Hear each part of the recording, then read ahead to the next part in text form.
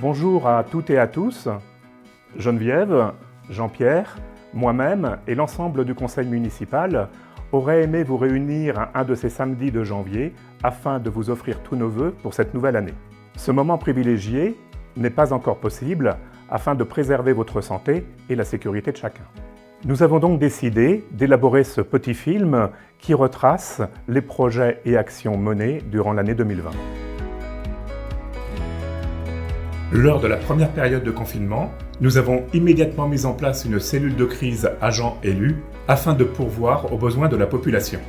Achat de masques chirurgicaux et gel hydroalcoolique, portage de courses et appels hebdomadaires aux personnes isolées, mais aussi soutien aux résidents et à l'équipe des Blédeurs. Un remarquable élan de solidarité et d'entraide de citoyens et d'entreprises locales est apparu rapidement pour la confection de masques tissus, la distribution auprès des soignants, des agents, des salariés et habitants de la commune. Dès les premiers jours, la page Facebook Commune de Verrières a été créée et nous a paru une évidence afin de communiquer plus rapidement. Une intervention auprès de Monsieur le Préfet nous a permis de réouvrir rapidement notre marché dominical ainsi que la mise en place d'un drive pour la bibliothèque Maison Rouge.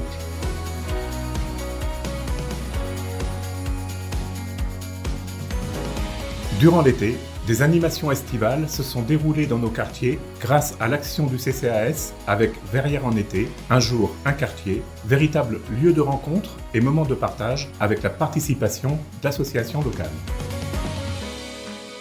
Les médiateurs du château Amotte ont su proposer des ateliers famille et des visites dans le respect des gestes barrières et la saison a connu un grand succès.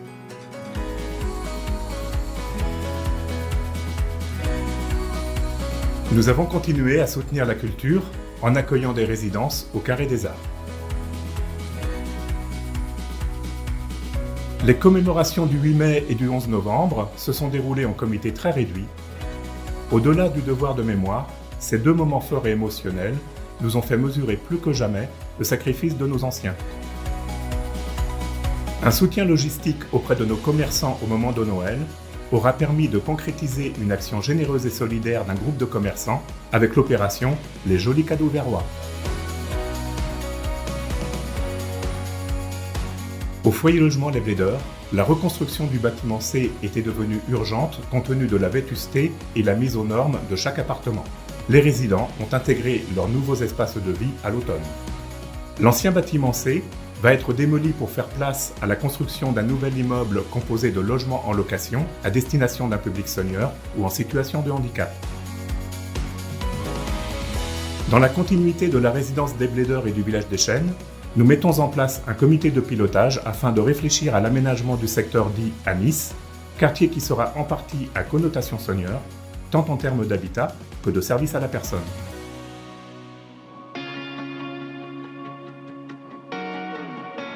L'école du Tertre a été réhabilitée avec la construction d'une 5e classe en dur.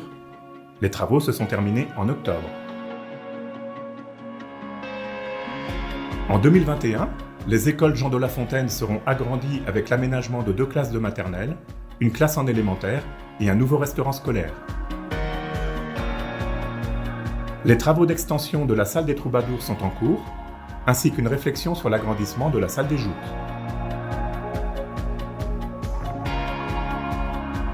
La rue Victor Hugo a été réaménagée du rond-point de la rue André Bruel jusqu'au complexe sportif du Bois de la Salle. Dans le cœur de vie de Verrières, un nouveau multijeu à mi-chemin entre Pellouaille et Saint-Sylvain complète l'offre de loisirs auprès des ados. Les quartiers du Chêne Vert 3 et des Delantines 2 sont en cours de viabilisation et la commercialisation est lancée. Devant l'afflux des candidatures, les locataires résidant sur la commune et les primo-accédants seront prioritaires. Un nouvel espace de jeu et de détente aux Delantines a été aménagé, fruit d'une réflexion associant les habitants de ce nouveau quartier. Les travaux d'extension du réseau d'eau usée du chemin de Bel-Air commenceront dès ce début 2021. Le trajet des bus dans le bourg de Saint-Sylvain a été modifié, les quais ont été réaménagés, notamment rue des Carreaux, devant la mairie et au Chêne Vert. Les travaux de la 3e salle de sport de Verrières, rue Hélène Boucher, sont lancés. Une convention avec le lycée Saint-Aubin-la-Salle permettra sa mutualisation. Angélois Métropole aménage un nouveau parking poids lourd à proximité du lieu-dit, le Pont aux Filles. L'étude sur le réaménagement du centre-bourg de Pellouay-les-Vignes se poursuit. Une exposition présente le périmètre d'études et les différents scénarios envisagés. Dans ce cadre, une réflexion avec Podelia pour la rénovation des logements et une réhabilitation de la place de l'Échanson est en cours. Et pour finir, les grands projets de développement et de construction prévus sur la zone de l'Océane se concrétisent. Les dernières statistiques démontrent l'attractivité économique de notre commune, proposant plus de 4 800 emplois. J'espère que ce petit moment virtuel vous aura plu. C'est malgré tout un lien qui nous permet de communiquer ensemble dans l'attente de nous retrouver très prochainement. Bonne année à toutes et à tous. Que cette année 2021 soit signe d'espoir d'une vie sociale retrouvée en famille, entre amis et dans les associations. Qu'elle soit également signe de bienveillance, d'action de solidarité et surtout promesse d'une bonne santé. À tous les entrepreneurs, nous souhaitons une reprise de l'économie, un développement de vos activités et l'accueil de jeunes en formation professionnelle et en stage. À tous les salariés et aux personnes sans emploi, nous formulons le vœu de vous épanouir dans votre activité professionnelle, de vous former, de vous perfectionner et pour les chômeurs de trouver un emploi qui corresponde à vos capacités.